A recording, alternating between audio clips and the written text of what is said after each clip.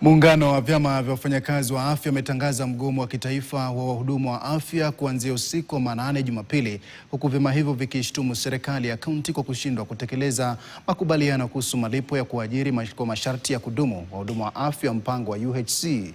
Aidha, kulingana na vyama hivyo, ahadi hizo zilizotolewa mara kwa mara hazijawahi kutekelezwa, hali inayowaacha maelfu ya wahudumu hao katika hali ya sintofahamu, na pia vinaonya kwamba mgomo huo unaweza kutatiza huduma katika hospitali za umma nchini ikiwa suluhu haitapatikana kwa haraka.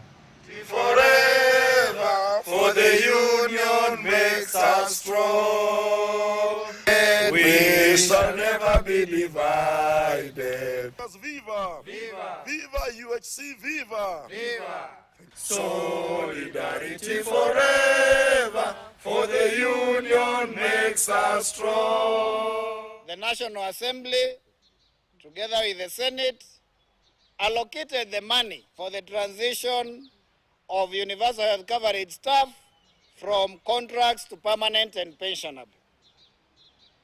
But then there is still confusion between the Council of Governors.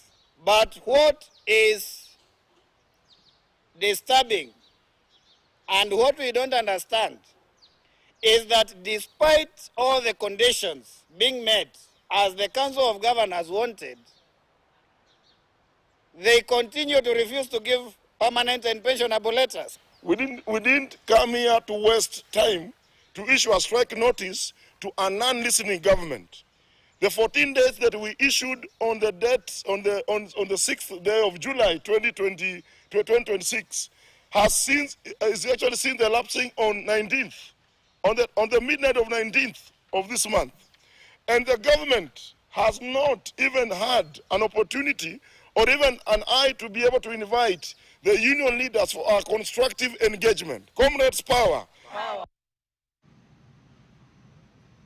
Na tuelekee kaunti ya Makueni. Familia moja katika